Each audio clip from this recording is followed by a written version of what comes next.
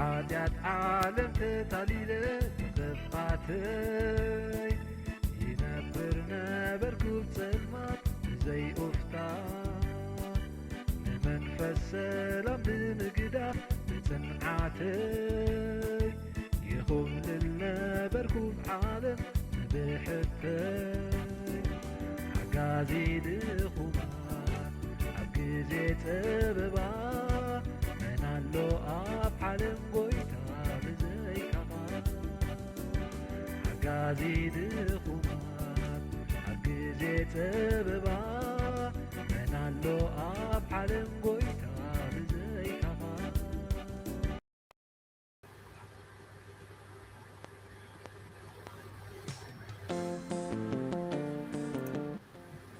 بسم ابن ወልድን መንፈስ ቅዱስን ሓደ አምላኽ አሜን።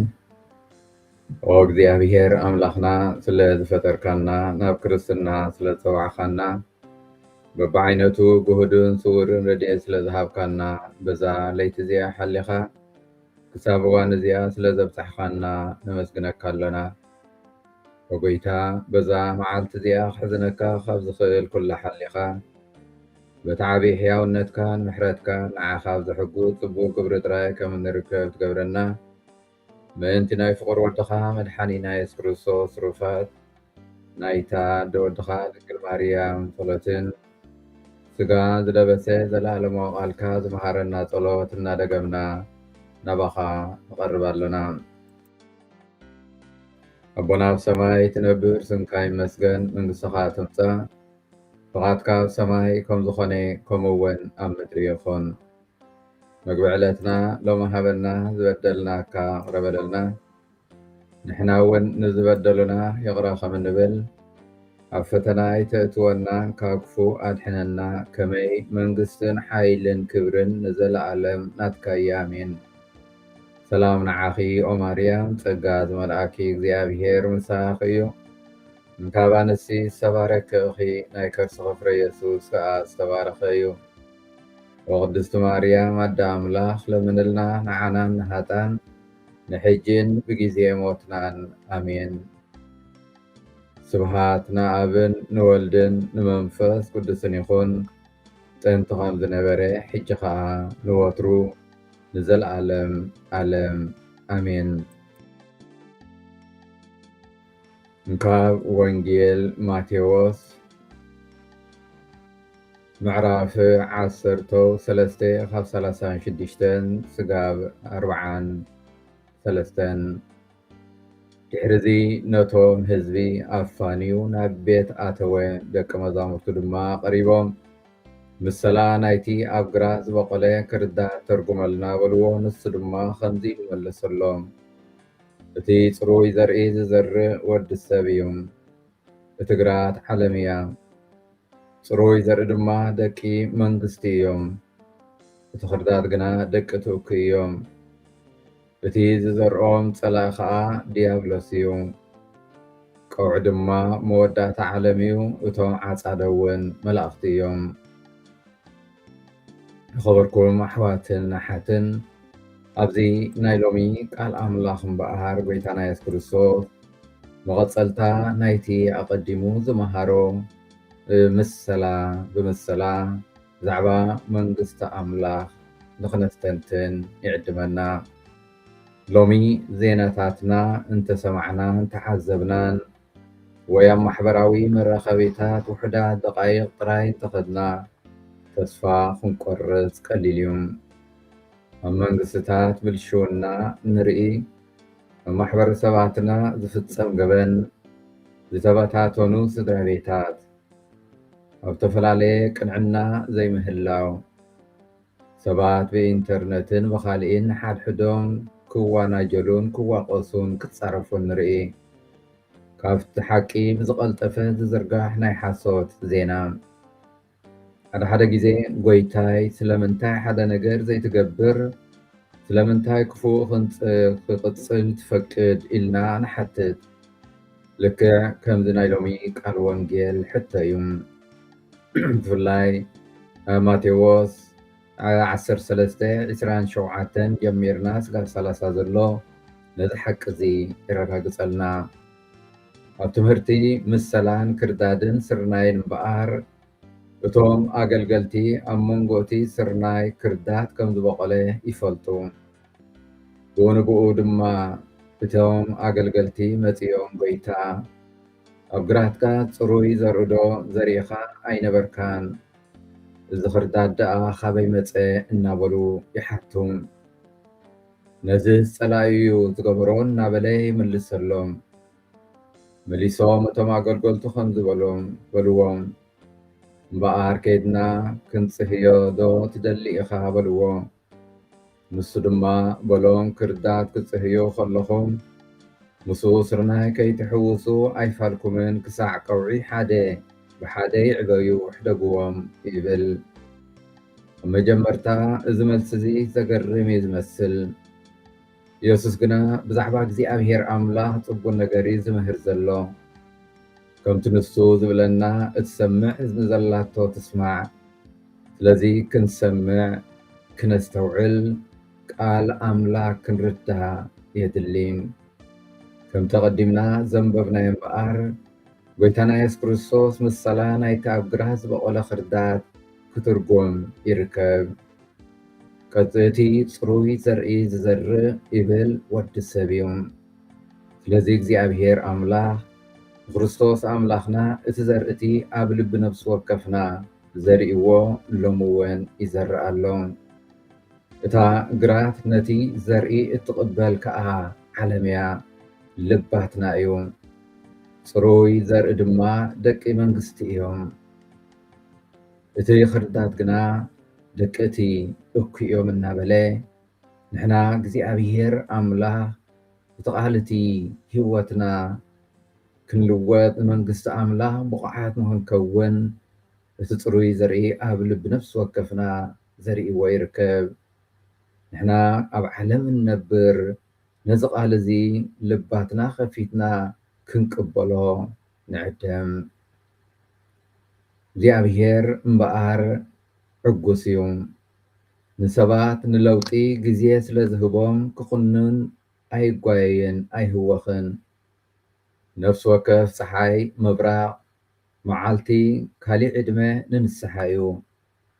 ነፍሲ ወከፍ ሓዳስ መዓልቲ ዳግማይ ሓድሽ ህይወት ንምጅማር ንነፍሲ ወከፍና ኣመንቲ ዕድል ዝህብ እዩ።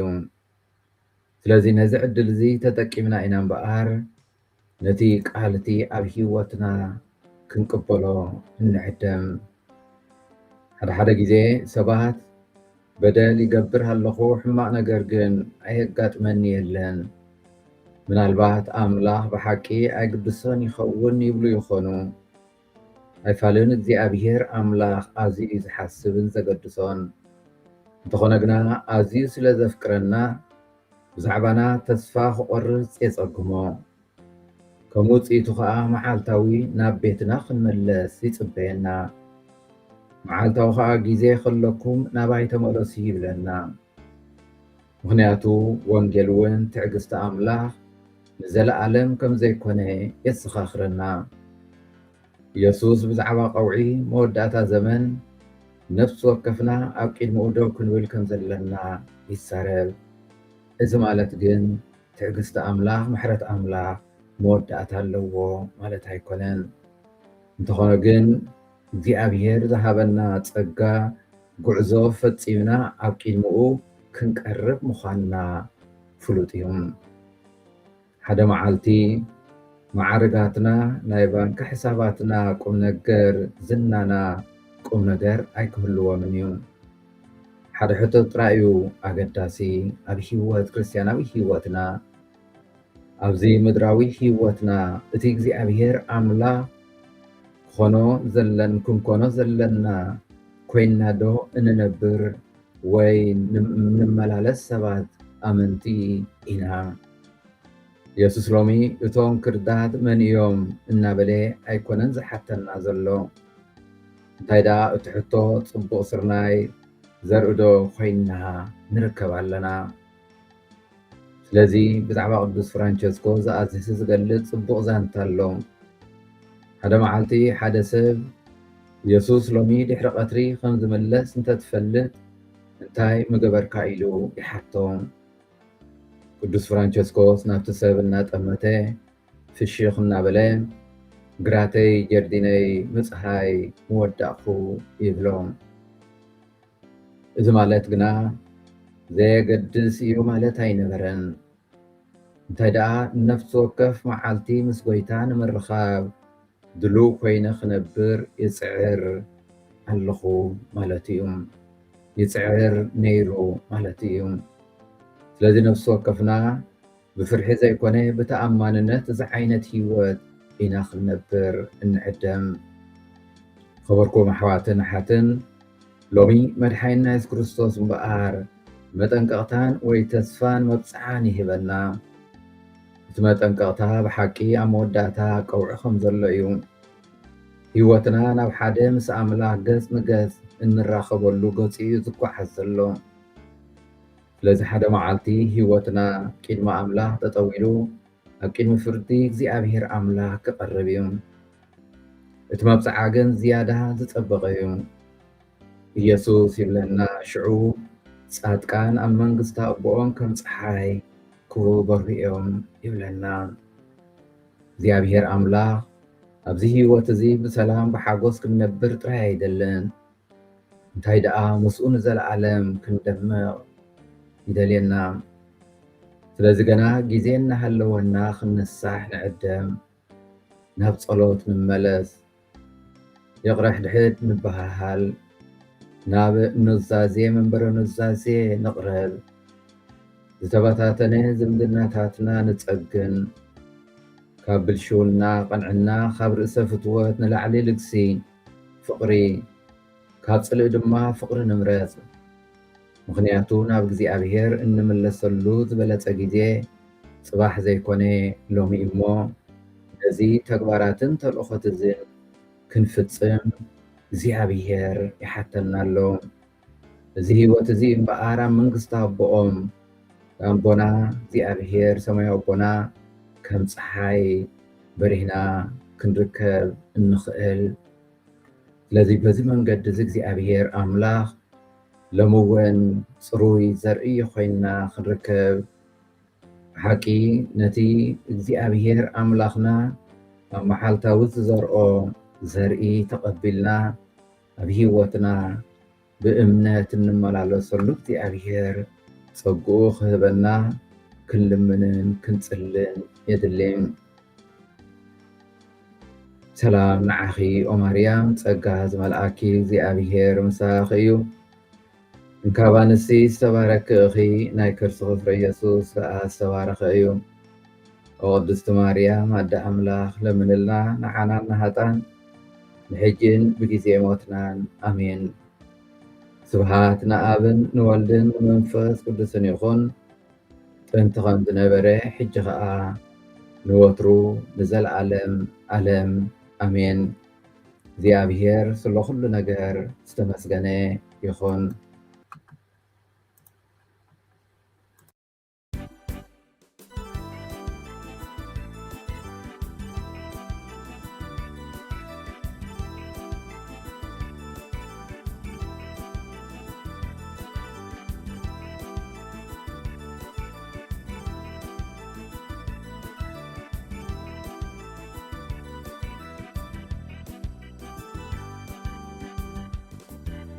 حاجات عالم تتاليل تفقاتي ينبرنا بركوب سلمات زي أفتان لمنفس سلام بمقداف بسمعاتي يخوم لنا بركوب عالم بحبتي حقازي دخومان حقزي تببا منالو أب عالم قويتا بزي كمان حقازي دخومان حقزي تببا منالو أب عالم قويتا بزي كمان